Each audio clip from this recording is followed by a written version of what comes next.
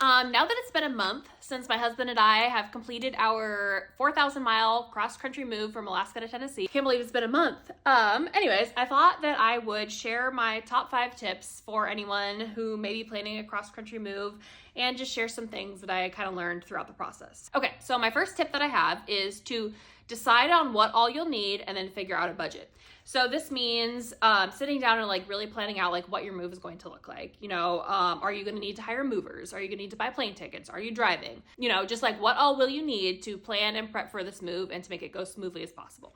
So number 2 tip is to start planning early. As soon as you know that you're going to be moving, start planning. Even if like most things are still kind of up in the air and you're still figuring things out. That ties into my 3rd tip, which is to make a master checklist of what needs to be done monthly and weekly leading up to the move. I just went into the Notes app and I wrote out everything that I could think of that needed to be done. I wrote down what needed to be done with like moving out of our rental. I wrote down like what we needed to do to figure out moving our stuff. And then I sorted that list by importance. The things that needed to be done like immediately and they're the most urgent, the most important, those were at the top of the list for each section. That's just like one of the biggest tips I have is to get yourself a visual, whether it's on paper, the Notes app of your phone, whether you create like a document, Google Docs or something like that, like get it all written out on paper and then organize it in a way that makes sense to you so that you can keep track. I did the checklist option that's in iPhone Notes. I'm sure other phones have that too, but that was really handy too for like checking off things as they were done. And then the next tip that I have is to use your move as an opportunity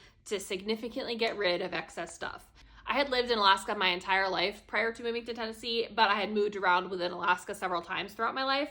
And I've done this with like every time I've moved. I have used it as an opportunity to go through all of my belongings, figuring out what I don't want anymore, what I don't need anymore, what I don't use anymore, stuff that's just excess clutter sitting around, and then gotten rid of that. I just love it. Like moving can be a lot, but I do really like that it means that I can like significantly get rid of a bunch of stuff and just kind of start over with like a clean slate. And I would say my last tip that I can currently think of is just be prepared for a lot of complications and emotions. Like it's a big life change moving across the country.